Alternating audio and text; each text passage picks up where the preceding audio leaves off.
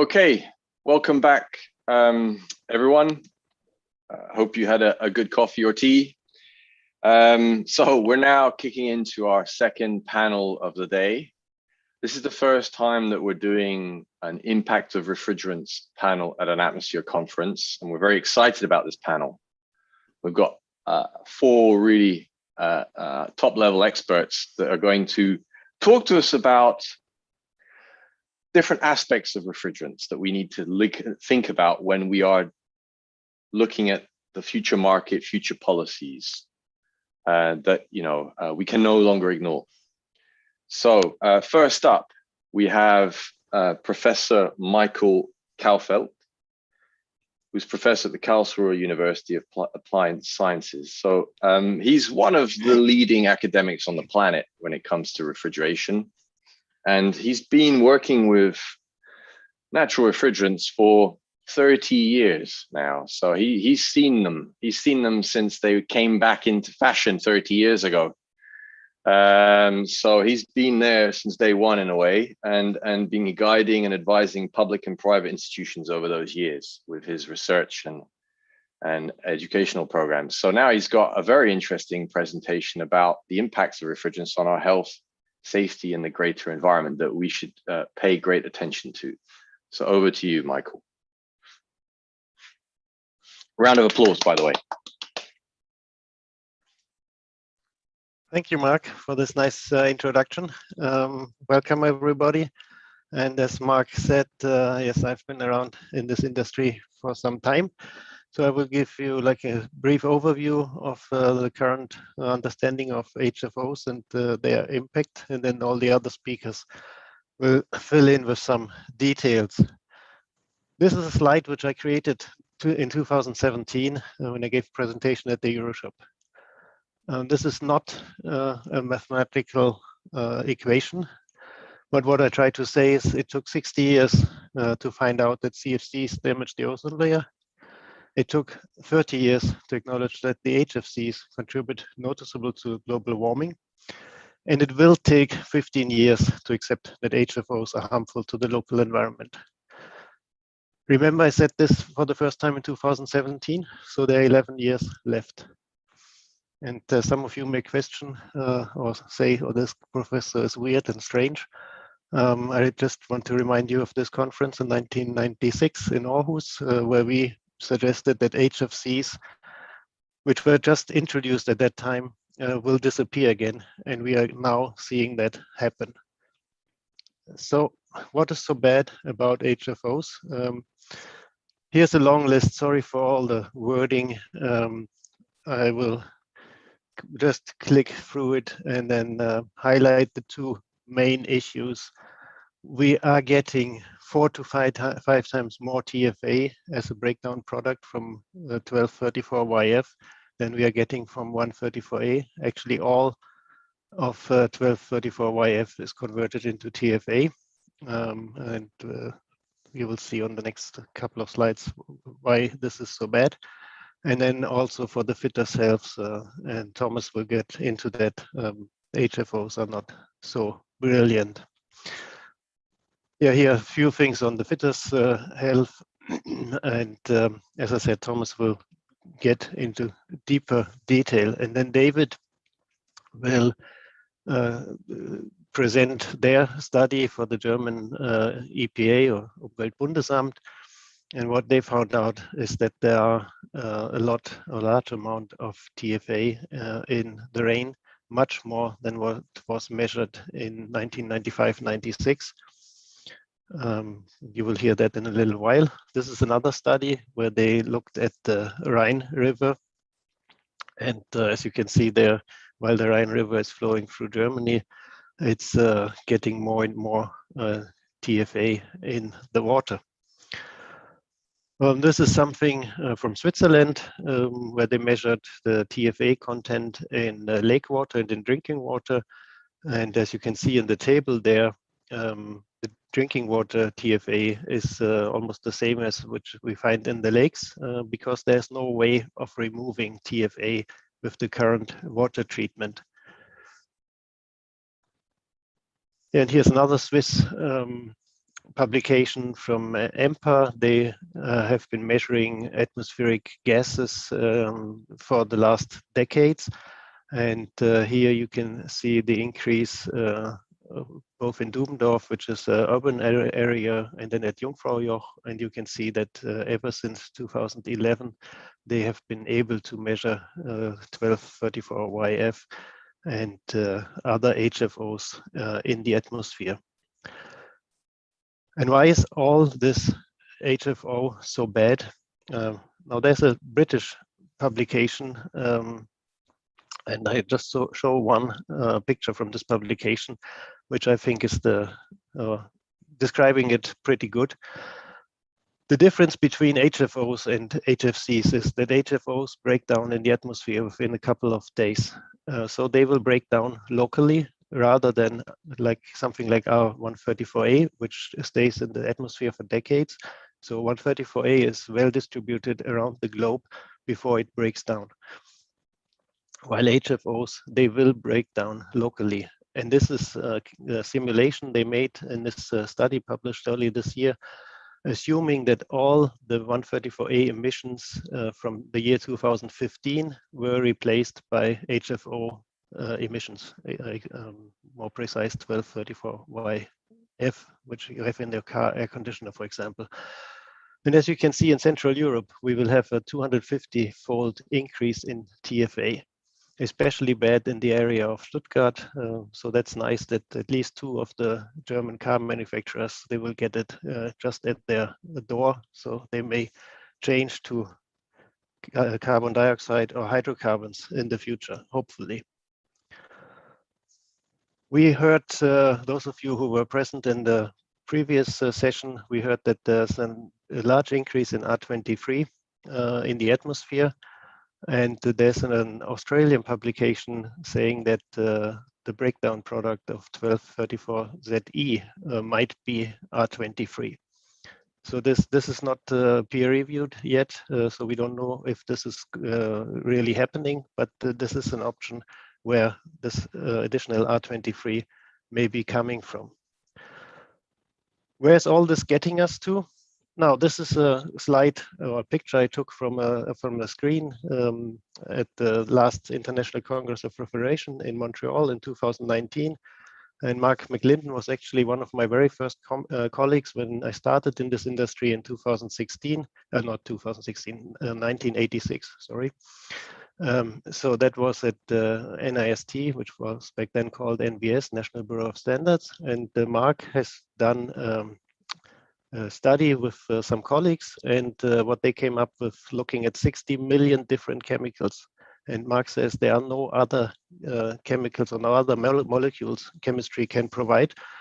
And their conclusion is, after HFOs, we will have to go back to natural fluids. There are no more substances which could be used as refrigerants.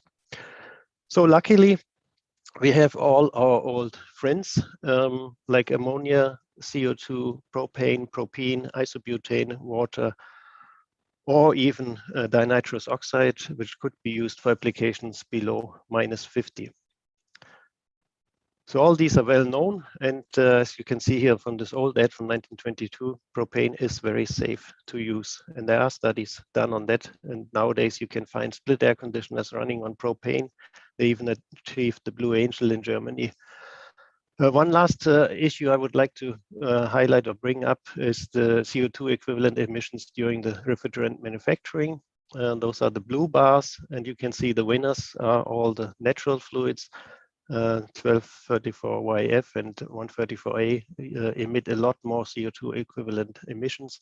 And then Marc's new hobby is this 20-year time horizon, which I think is the realistic one we have to use. And you can see here on the right side what this will mean for 134A and also for what 1234ZE. The GWP will be higher because they are short-lived substances. So in conclusion, we can say we have to use low GWP refrigerants, and to the best of my opinion, the natural fluids are the only ones which will work in the future. And of course, we have to make leak tight systems reduce the refrigerant charge quantity We also have to reduce the indirect greenhouse gas emissions. That is, we have to focus on the energy consumption. We have to use more renewable energies, and we have to focus on the emissions during the manufacturing. And what we will all have to consider is using thermal energy storage on the cold side, as this is the most efficient way of storing energy, much better than storing it in a battery. That's all I had for you this morning. I hope you enjoyed my presentations, and I'm happy to answer questions. But Marc, I think we take them at the end. Is that right? Yeah, if there's one pressing question directed to Michael right now, we can take that.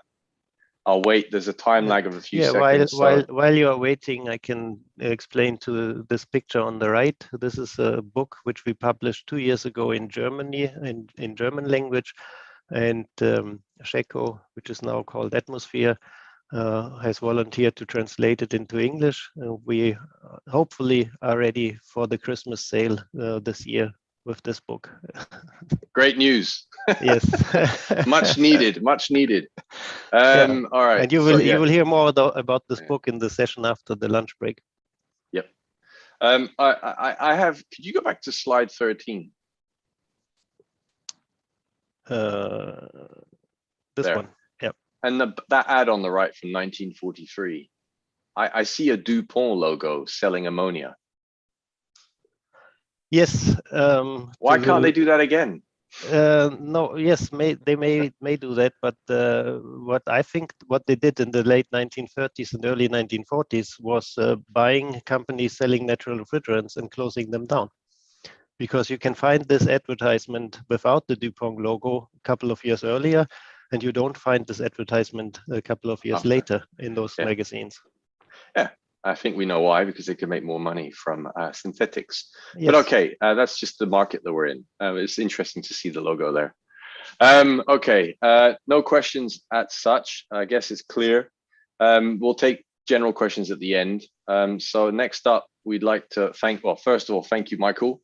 And a round of applause to Michael. And then I'd like to hand over to David from Öko-Recherche. So he's a project manager Öko-Recherche in Germany, and he's focused on ozone depleting substances and F gases for the last few years. And they conducted an interesting research about TFA in Germany. And as Michael has explained, that's an issue that we need to look into. So now we're going to get more details from David. Over to you, David. Okay, thank you. I hope you can all hear me. I'm David Behringer from Öko-Recherche, as was said, and I want to present to you a part of a study we conducted for the German Umweltbundesamt. It was a 3-year project, and the title is basically the same. So it was focused on persistent degradation products of halogenated refrigerants and blowing agents in the environment. And the focus that we had in the study was fluorinated low GWP HFC replacements. It's a very big word for a big term for HFOs and HCFOs, which we call UHFCs and UHCFCs in the study, so that you're not confused. The reasoning is that we already see a large uptake of these substances, and it's projected that it's going to increase in the future. So there's really the question, what happens to those substances once they are emitted into the atmosphere? What is their environmental impact? And especially regarding persistent degradation products, they're not so easily removed from the environment. And since this was largely unknown at the time of the study, we undertook this. I put the link in here, and to the right you can see the partners that we worked together on the study. That the TZW in Karlsruhe, EMPA in Switzerland, Öko-Institut, and Hydrotox. So generally what we did is the very big picture. We conducted a life cycle analysis looking at the production, use, and destruction phase, mainly of those replacement substances, but also of the original HFCs, looking at all the chemicals that are involved that might or will emit to the atmosphere, and then with the main focus, what happens there. So what happens during atmospheric degradation, what products are the results, with the focus on persistent products, where are they deposited and what quantities to the different environmental media. And what we identified is trifluoroacetic acid as the main persistent degradation product. There are other substances that are part of the breakdown, and there's a lot of hydrofluoric acid in the end, but regarding persistency, TFA is the main substance. I'm not going to go too much into TFA itself. I think everyone here is quite familiar with this now, but we can do this afterwards. So what we looked at is the atmospheric degradation in more detail. This is a very, very condensed version of the flow charts you can see in the report. We have haloalkanes and haloalkenes. I put here maybe the most important, HFC 134A, and the HFO or UHFC 1234YF. And we have usually an initial OH radical initiated oxidation of those substances that result in halogenated carbonyl compounds. You see here a selection that's, mainly the one in the middle is probably a very important one, CF3 is CFO, but also to the right, CF3 is CHO. But those substances are not, they're not stable or persistent in the environment. They degrade further to produce stable fluorinated compounds. And based on this intermediate, you get different results. So you can get HF, hydrofluoric acid, you can get TFA, and based on this one preprint that was talked a lot about from Australia, I think it's a possibility that HFC 23 can be a final fluorinated compound. But we focus here on TFA. So I put here a few important substances. There's a longer list also in the annex to the report with the TFA yields. And as you can see, HFC 134A has rather broad yield of 7 to 20%, and it's based on a rather old study. So actually, someone could tackle that again if he would want, or she would want to do that. And for UHFC or HFO 1234YF, we see what Michael already said, 100% degradation. So on a molar basis, so per molecule YF, you get a molecule TFA. And for other substances, I put them also in here, but you can look at that in the report. So what we did as one major part of this project is we wanted to know about the amount of TFA, in this case the trifluoroacetate, so only not the acid version of the acetate version of the TFA.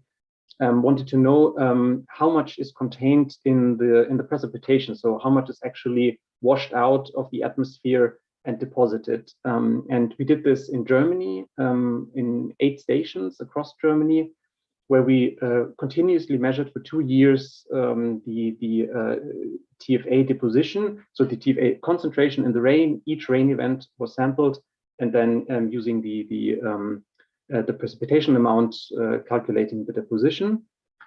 And one of the results you see here, this is for the 2 years, the result of the concentration, at the different stations. And we see that we have small differences between the stations, but there are differences, and urban centers have the highest concentrations, while coastal stations, this would be the one on top in the map, have no increased concentration. So we don't see any sea spray aerosol effect. When we look at the time disaggregated version, so looking at the different months, we see a very strong seasonal effect. So we have peaks during the summer months and the lowest concentrations during the winter months. And in the first part, so the first year, you could say, doesn't fully align, but the first season, we have 0.33 micrograms per liter on a precipitation weighted average, with very, very low sum of precipitation in that period, resulting in 67 tons of TFA deposited in Germany. And on the second, in the second season, we had slightly higher concentration average, also precipitation weighted average, so corrected concentration of 0.398, and we had more precipitation overall in this period. So we have a much higher TFA deposition, wet deposition at this point of 99 tons. What we wanted to know is how does this relate to previous measurements? And this is tricky now, because as you see here, the seasonality has a large effect. If you just hold out a cup in the rainwater and measure that, that doesn't mean anything, because or you really have to know exactly when did you take the measurement, and so you need to capture the seasonality. So you need to have continuous measurements over a certain period of time. And we had two studies that did this, that were geographically close to Germany or inside Germany, that measured for a longer, so a whole season. And when we look at that, we see that we have an increase of 3 to 5-fold compared to our results that we have now. So this really suggests an increase in the TFA concentration and precipitation in Germany in the last decades. And for a more detailed look, we published the first period in even more detail. So you can see this is almost 1,200 precipitation samples that were analyzed. We published this in Environmental Science and Technology. I put the link there. You can look at it if you want to know more. It's out there. And this is my last slide. So it's going to be a bit much. It's we then wanted to know how can we link this these measured concentrations with an outlook using a model for the projected emissions in the future. So we projected the potential maximum TFA deposition from the degradation of HFO 1, 2, 3, 4 YF. This is what you see here on in the figures, only YF. And it is based on a maximum UHFC, UHCFC substitution scenario, meaning we assumed a strong uptake of those substances in the RUC HP sector, also in blends, but mainly also in passenger cars as pure substance. And then we combined this with an atmospheric model that was developed by Henne and colleagues at Switzerland, so the EMPA colleagues that I mentioned in the beginning. And taking this together, we get this result for Europe, land areas and seas. Europe in this case is a bit more than the EU. It's the European geographic region, and only the Europe land area and Germany, because it did it for the German Uber also. And what you see is a strong increase in the TFA deposition from YF until 2050. If you look at the, I think this is the upper graph in this, at this point, the TFA deposition of around 10,000 tons per year over the European land area from the year 2040, and it's even getting more than that in the end. And the message, or the takeaway message for us here really is, once TFA is in the environment, it's going to stay. We don't have feasible methods to remove large quantities of TFA from the environment. So the message should be reduce the emissions of precursors of TFA, so you don't get the stuff in the environment, because in the worst case scenario, you would end up with a picture like this, that the input just increases heavily in the future. I think, yeah, these are my sources for this presentation, but you can look at it in the report. And that's it for me. Thank you for listening. I put my contact details here, so you can write me an email or look it up if you have other follow-up questions after this event. So thank you. Wow. That slide of projections says it all. And if we look at when the next F-gas regulation is supposed to come into effect around 2023, 2024, we won't really see the high rates of TFA deposition by then. But precautionary principle should apply. And this should be a message to policymakers around Europe that this is the next issue that will have to be dealt with when it comes to HFOs. But we've got a chance to not have to deal with this. But yeah, by going to cleaner solutions instead of the dirty ones. So thank you very much, David, for this presentation. Got several questions for you. We've got 4 minutes to take your questions. So, to your knowledge, are there similar TFA measurement programs in other EU countries besides Germany and Switzerland? Oh, in other countries, I don't know. I know there are some in Germany, and I bet there will be more measurements in other countries. But to my knowledge, I don't know of a specific project that. Let me see. I mean, there is. There are what Michael presented before. This is a study from colleagues in the UK. They do atmospheric modeling. It's they have this one with the Kriege intermediates looking at how this influences or could lead to degradation of TFA in the environment that actually doesn't really happen. It just transforms it, and ends up again as TFA. But they are looking at those models, but laboratory measurements. There were some in Switzerland, and I think there might be some in Austria, but I'm not entirely certain. But I'm not really don't really know any specific project. Okay. Second question. Do we know what is the minimum TFA concentration that is health threatening? Yeah, that's a topic.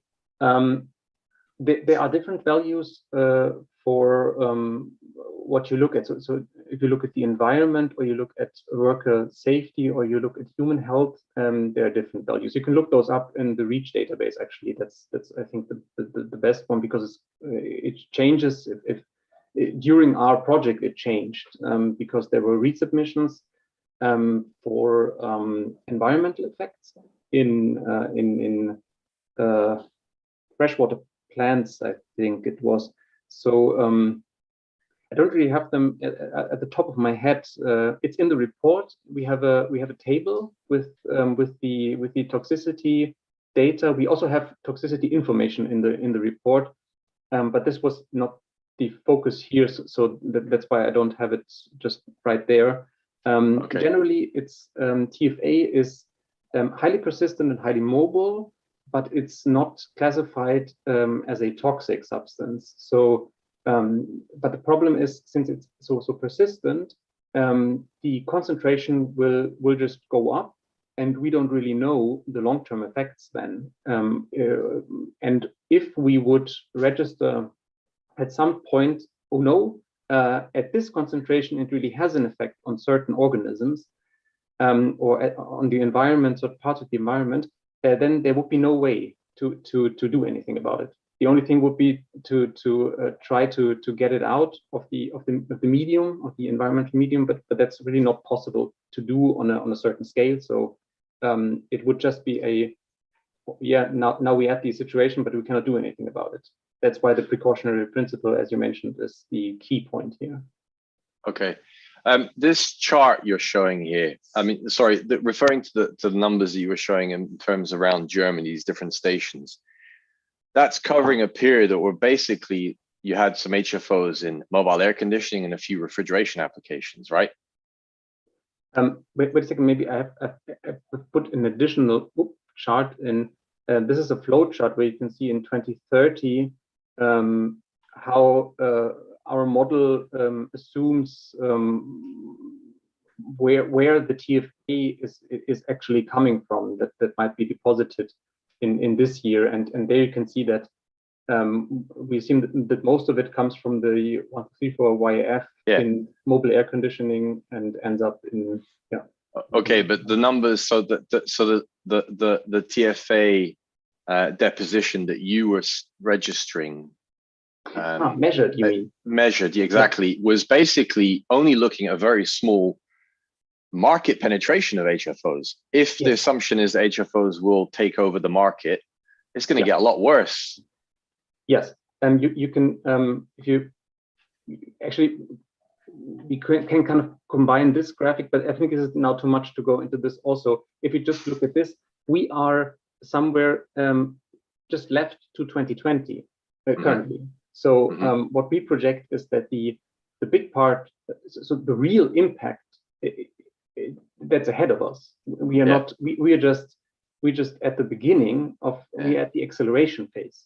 So because the acceleration phase will only go until shortly before 2030, and then things will level out because there's a certain saturation we assume in the market. I mean, that's logical. We would assume that there's a certain saturation with then a continuous replacement of existing equipment, but not a transition from non-HFO to HFO. So this means that we are in the acceleration phase right at the beginning. We can nip it in the bud now. Nip it in the bud. Well put. All right. Thank you, David. We've got half an hour left. We've got 2 more presenters. So there are more questions. We'll hopefully have time to ask at least 1 more at the end. So thank you, David, for that. Next up, we have Carolina from ECOS. She recently joined ECOS as their program manager, covering the standardization work on refrigerants, as well as energy and material efficiency of cooling appliances and household appliances. She's got an academic background, previously worked in academia, but now getting more involved in the policy side of things. And today she's going to talk about the general environmental impact of HFCs. So over to you, Carolina. Thanks very much, Mark. Just give me a second to get my presentation up.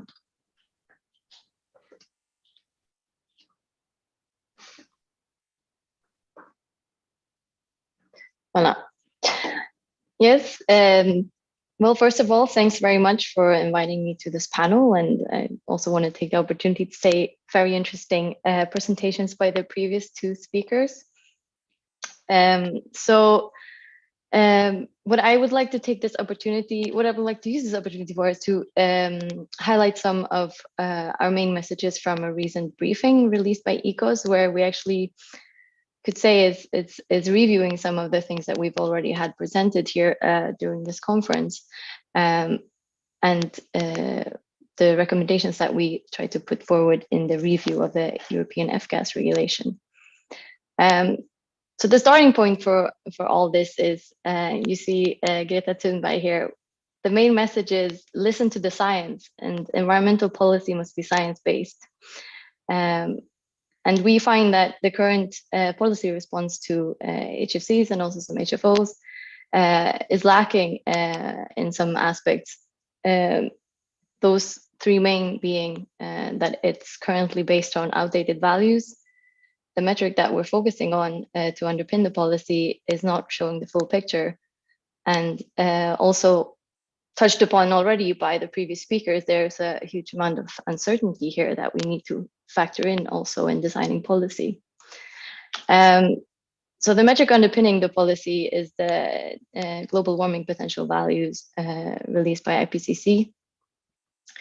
And as you can see, a problem here related to HFCs is many of them have been adjusted many times over as new AR reports are being released, which means that if we are basing it on old values, we are kind of not using the full knowledge that we have about the global warming potential. So, for example, with the current EU F-gas regulation that we heard is probably still going to be the one in force until somewhere 2023, 2024. It came into force in 2014 and is based on values from 2007, which means right now they are 14 years old. And by the time the new EU F-gas regulation comes into force, they'll be even older.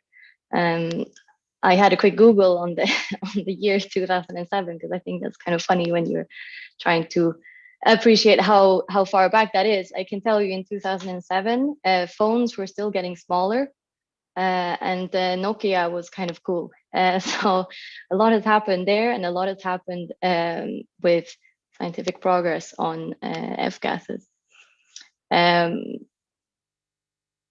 As an example, the freshest value for R32 would put this refrigerant on the other side of the 750 threshold, but right now it's not then. So the message here is that a credible science-based policy must be quite frequently reviewed, especially in an area like this where science is moving quite quickly. The next problem that we want to raise here is that the global warming potential values is only a bit of a snapshot. Also, as previously mentioned in this panel, it doesn't reflect the impact from production that we saw in Michael's presentation. And it also doesn't reflect the possible impact from degradation products that has also been mentioned more in detail by previous speakers. And we think that the climate doesn't care where the impact comes from, if it comes from the molecule itself, if it comes from the production phase, or if it comes from the degradants. It only cares about the total in the end. And to be effective, the policy response must take this more life cycle approach. And also, because we have a quite big difference in global warming potential on a 20-year horizon and a 100-year horizon here, a more low-hanging fruit to get a more comprehensive picture of the impact is to also factor in the global warming potential on a 20-year-old horizon, which could have quite significant, could have importance for more short-term climate mitigation.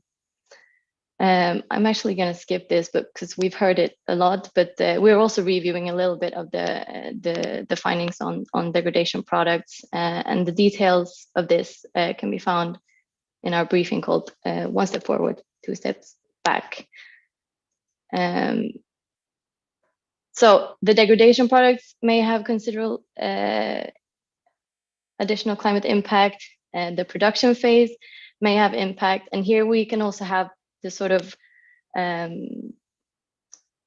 misleading advantage that you might have an HFO with a very low global warming potential, but in comparison with alternatives like natural refrigerants, it has a higher impact from production. So as a total, it has more impact. So that's why you also need to take the production phase into consideration when comparing alternatives to give a fair comparison. And as we've seen, the knowledge about the full scale of the impacts is limited, not just with regard to climate impact, but also as we've seen in the TFAs and other impact categories. Sorry, like the toxicity and the bioaccumulation and other aspects. So, and this scientific uncertainty, we want to highlight, it gives a reason to apply a precautionary principle when you design the policy. So these are the three main points that we bring forward to the review of the F-gas regulation. We need a frequent review.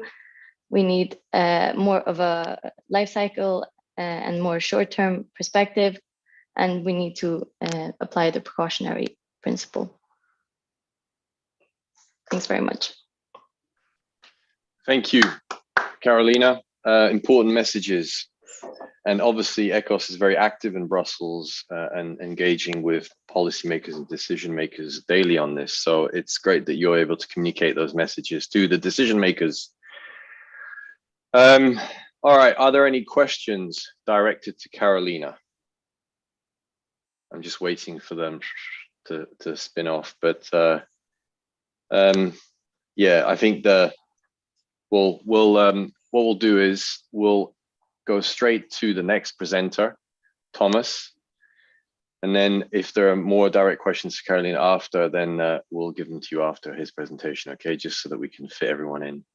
All right, so next up we have Thomas Frank, CEO of Refolution. He's also a chemical engineer and has worked in industrial refrigeration for many years and process cooling, from cooling plants to food storage, chemical plants to food storage. So he's got a wealth of experience, and more recently working with air-based solutions. He's authored a report around HFOs and TFA, and we absolutely wanted him to present that in more detail, because it's looking at beyond just TFA, but what does it mean for the human impact, the health of humans. So over to you, Thomas. Yeah, thank you, Marc, for the introduction. So I hope the internet is stable. I'm at the moment on a startup of a big plant, so I'm very sorry for that. But two marriages at the same time, sometimes it's not easy to handle. Yeah. So I'm very thankful to talk about this impact. Maybe a short story why I'm talking about this. So we're an engineering office for sustainable refrigeration. We do natural refrigerants only. And I have some very skilled young engineers that have sometimes a bit of spare time due to normal operation of the engineering office. And I gave them some month time to really do a deep research on what is known on health impact of TFA. Marc mentioned I'm a chemical engineer, so a bit about chemistry I understand. Yeah. And I was a bit concerned because as many of the presentations showed before, TFA is persistence, and it goes in different water areas. So I was a bit concerned that the fact sheets always talk about ocean deployment of TFA, at least the last years. Now it's the story changed already with so many good researchers. Yeah, but I thought, okay, if it's all in the fresh water, what will happen to us? So we did a deep research and we published it last year. And in the meantime, there's a lot of news on it. So you heard all these information already, but I mean, just to remind that there are already studies that estimate 250 times. We just saw 10 times, but still we are on a bad way. I think we all agree on that. Yeah, so I think there's no doubt about that. TFA is increasing on our freshwater supply. So next slide. So now it's right. So what we know so far. Yeah. So we know there are several pathways. You heard that a lot today. Yeah. We have uncertainty really about the health impact. So I want to be very clear that what I show you is all, I mean, researches we did ourselves. We did not do own experience. We don't have the capabilities for that. But I mean, it's if you read a lot, you read a lot about these impacts already. Yeah. And we already heard this before. I'm sorry I missed it, but I saw the last slides of it. So we also see that even in REACH, we see that there is a lack in information, and we have to update the information on HFOs and TFAs. Yeah. And the toxicity of TFA, for example, on aquatic environment is well proven. So on algae and other things, we already see a very bad impact on the life in marine environment. Yeah. So having these all in mind, these facts, and I should mention, there is, out of an engineering point of view, there is no necessity at all to use HFOs. Yeah. So we really should ask the question, who is responsible to do these researches, who is responsible to check everything, but we will see in a second. Okay. So the good news at the moment, I mean, I think there was also some slides before, so I make this quite short, but the good news at the moment, if you look at the average measurement, Swiss just did this year a very good study on measurements. We see that the drinking water amount is not very high, so it's still quite far away. There was already a question in the chat, which concentration is dangerous, and I totally agree with David. It's hard to say what is the dangerous point because there is so much lack on information. Yeah, but if you look at the moment, it's the 30 ppm. Yeah, so we're still away from it. But if we take the estimations on the increase, we are far away from the concerning concentrations. So I think the truth is somewhere in between, that we are on the best way to come to concerning concentrations, but at the moment we are not. Yeah, at least from the knowledge we have. Yeah. So what is TFA doing in the human body? It's a fluorine molecule, as you saw in many slides before, and fluorine has effects on the body. Yeah, especially the Umweltbundesamt got a bit worried because they had very high concentrations on TFA in the Rhine water. So they did some researches about it, and they figured out with the help of some poor rats that on higher concentration on TFA, the ALT concentration got up, and this is a direct indicator for the damage of the liver, so inflammation of the liver. So as you can see here, the increased ALT concentration directly is an indicator for inflammation or hepatitis on the liver. So the rats got sick, but the good news about it, when they reduced the concentration in the TFA, it was also possible to recover. But please keep in mind, at the moment we increase and it's persistent, so we will not have a decrease again, except we have some new methods on really cleaning our water from TFA again. Yeah, what we don't have at the moment, at least not payable. Yeah. And also you should keep in mind what most of the people don't know. There was a narcotic, halogenated, in the past, which was used for narcotic. Yeah, and they figured out that it creates TFA directly in the body. Yeah, and they had huge problems with liver damage on it and increased ALT concentration, what is, as I just told, a direct indicator for liver damage. And so they phased out this halogenated for narcosis, so still it's no longer in use anymore. Yeah, so this was also proof that TFA is a direct impact on the human body. Okay, so we had the liver. Next thing we really saw on our studies and research is the impact on the throat and the pineal gland. I hope I stayed right in English. But anyway, the throat is responsible for many of our hormones we have in the human body. Yeah.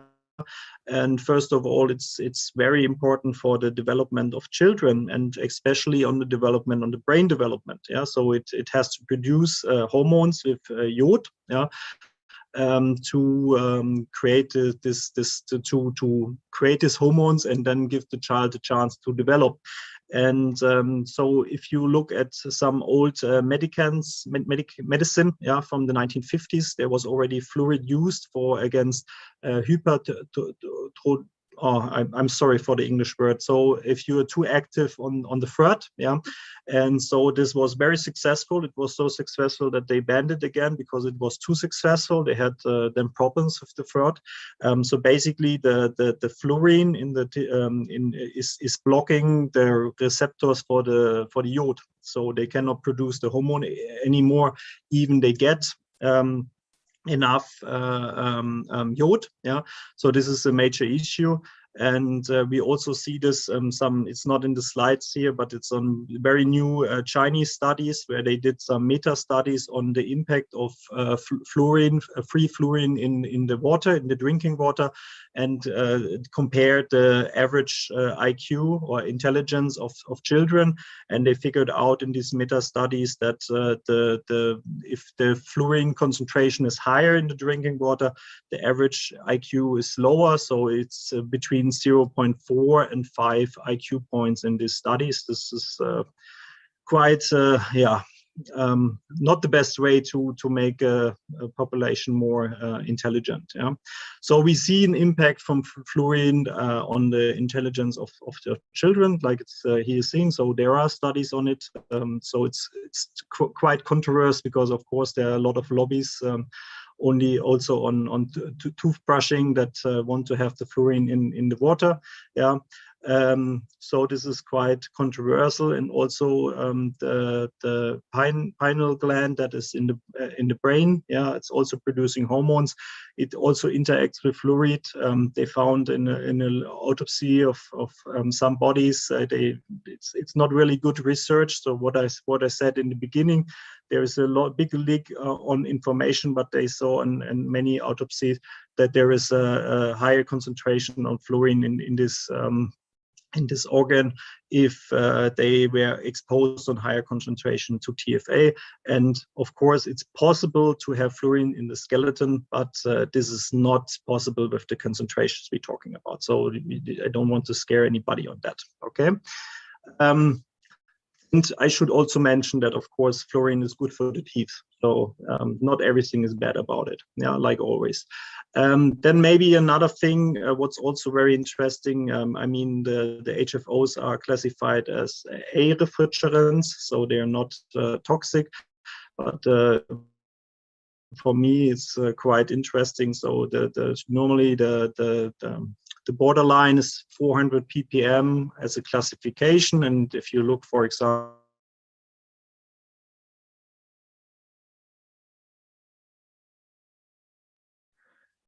Okay, I think we might have lost Thomas. Assuming he comes back to finish his slide. Thomas, you back? the ISO. So I hope my internet is still there. Yeah, Just showed me I had. Go ahead. Okay, sorry for that. So summary, I make it short because I'm excited on your questions. There is no need for HFO. I can prove you on all applications. I'm more than happy to take your challenges there. Yeah, so we can do it all with natural refrigerants, more sustainable, more efficient, and more safe.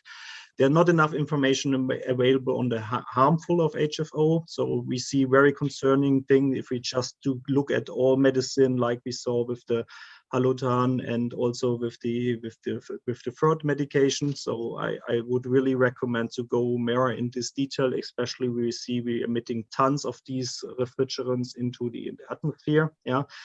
So it will last for decades. We can be sure about this. I mean, we saw this also on the results from David and others. Yeah.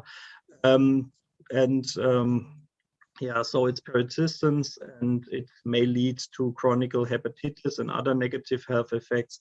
So to make it pregnant before bringing tons of chemicals into the environment, it needs to be proven that they are harmless to the human and the environment, especially regarding chemicals with high persistence, such as TFA. I think we're very clear on that, on our opinion. And if you like, we have a petition for it running where already over 1,400 people out of refrigeration experts signed that we go for natural refrigerants only. This would also lead to stop the illegal refrigerant trade. It would be also a nice, very nice side effect on this topic. Yeah. And other possibility or recommendation from our side, from a technical point of view, is to not increase TFA anymore in the drinking water. We should only allow fluorine from recycled drinking water for the production of HFO refrigerants. I think that would also solve a lot of these problems. Thank you very much for listening. Thank you, Thomas. Excellent presentation. Maybe you could remove your, yeah, exactly. So I'll wait for people to direct questions to Thomas. In the meantime, this is a general one that I think is relevant to all, so anyone can respond. About TFA deposition projections, are there already other studies in the scientific communities confirming your predictions? Can we already state that this is accepted fact, or is it still on debate in the European scientific community? Maybe I would take that. So we have to be careful here. What I presented to you was let's call it a worst case scenario for the environmental impact. So this is not designed to be, okay, this is going to be the future. This could be the future if almost anyone goes for HFOs in sectors where natural refrigerants are not really already an established alternative.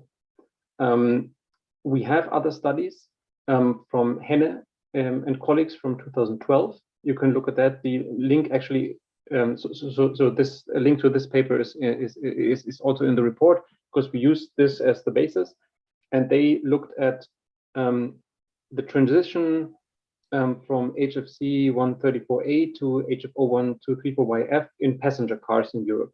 And they made projections this is not a worst case thing. They just made those projections. The same is available for China, US, and Europe again. There's another study.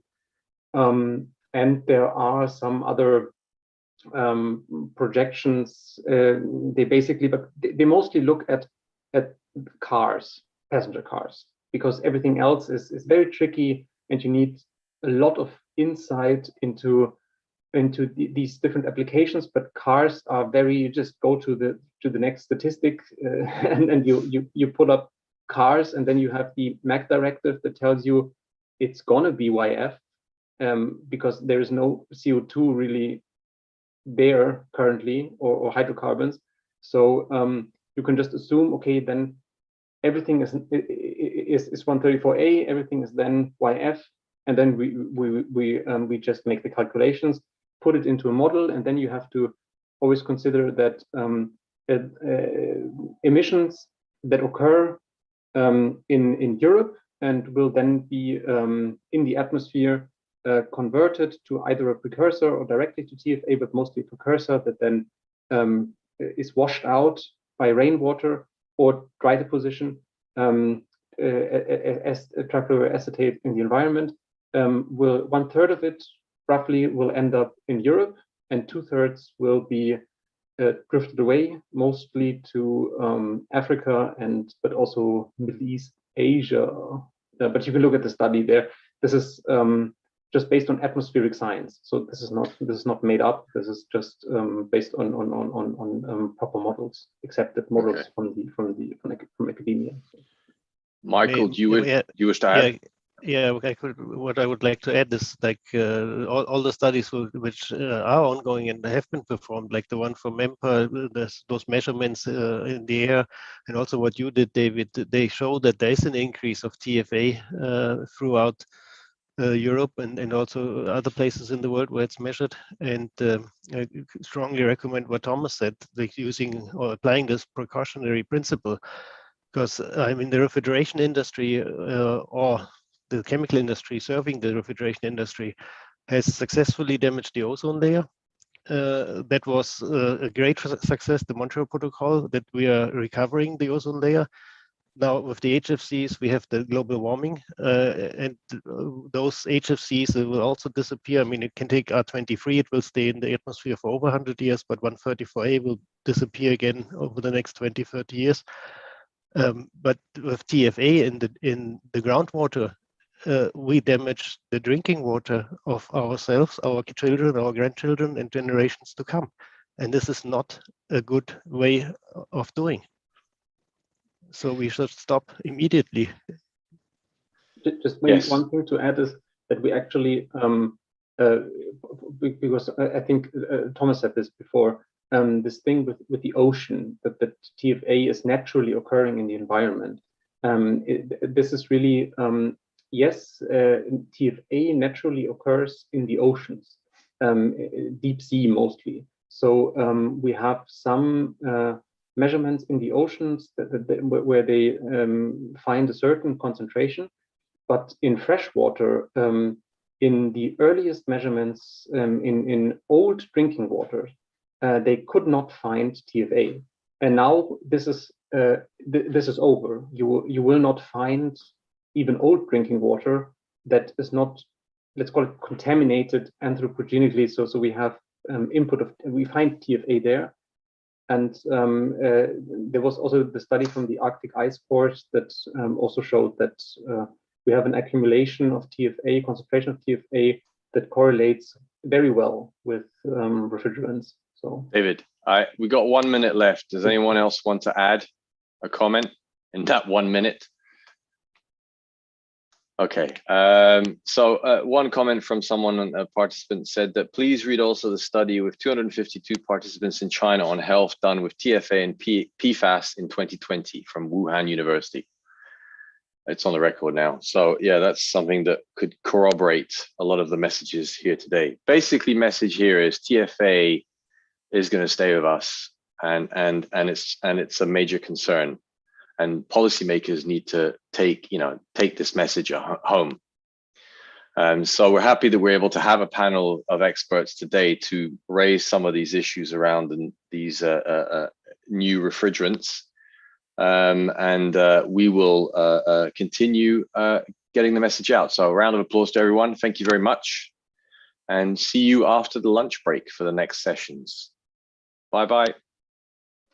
Bye, thank you very much. Bye, everyone. Bye, thank you.